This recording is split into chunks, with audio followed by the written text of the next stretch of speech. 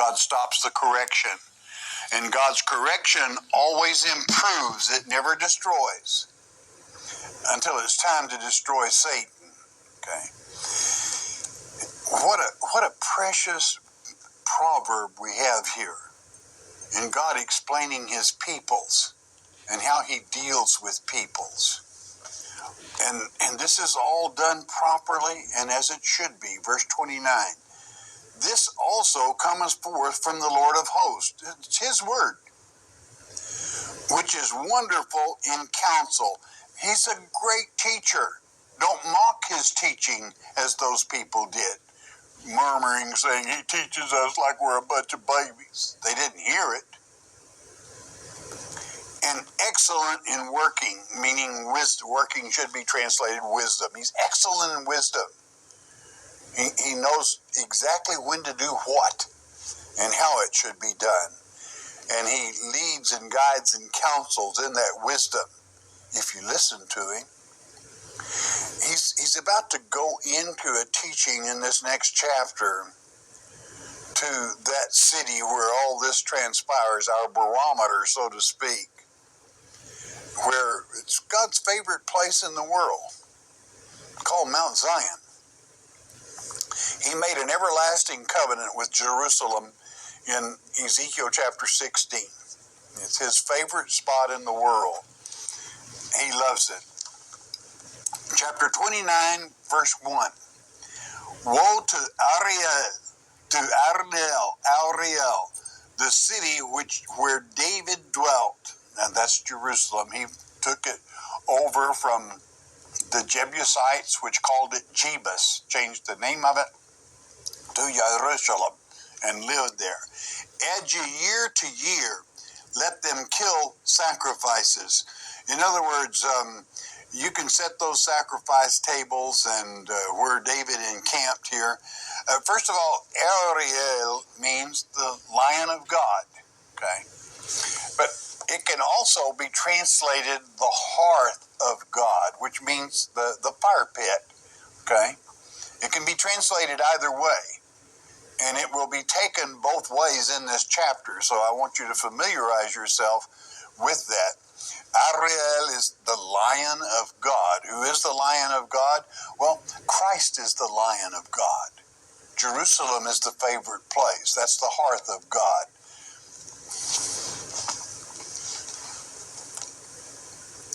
Verse 2. Yet I will distress Ariel, and there shall be heaviness and sorrow, and it shall be unto me as Ariel.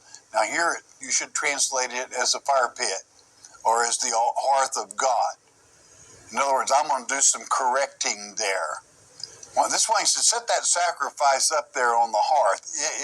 God will consume it, okay? There on the altar. Verse 3. And I will camp against thee round about, and will lay siege against thee with a mount. And I will raise forts against thee. I'll come right over your wall, Jerusalem.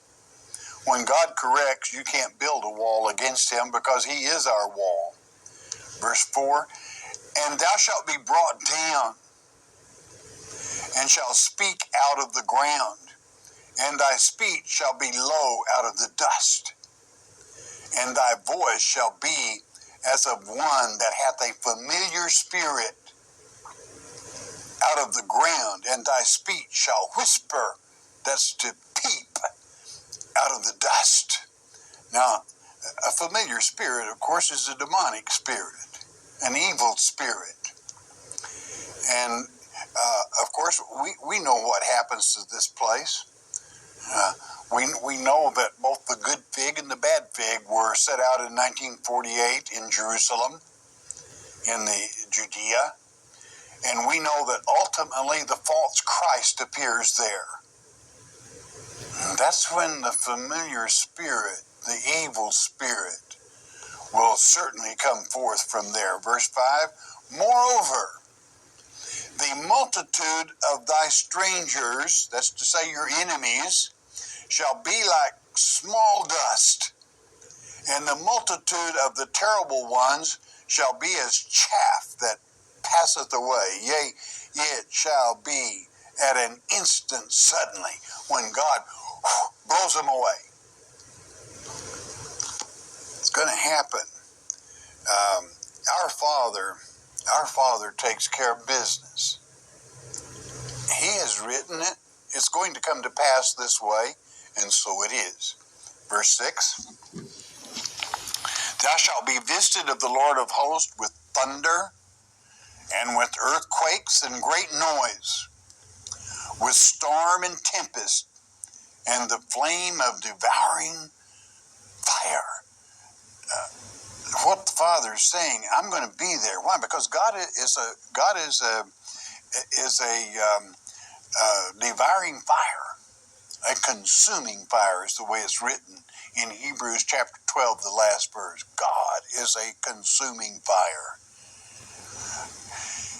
You know what the beauty of it is? His fire is the Holy Spirit. It's not that familiar spirit, and his fire doesn't hurt us because we're his children in good standing. Verse 7, and the multitude of all the nations that fight against Ariel, even all that fight against her and her munition, and that distress her, shall be as a dream of a night vision.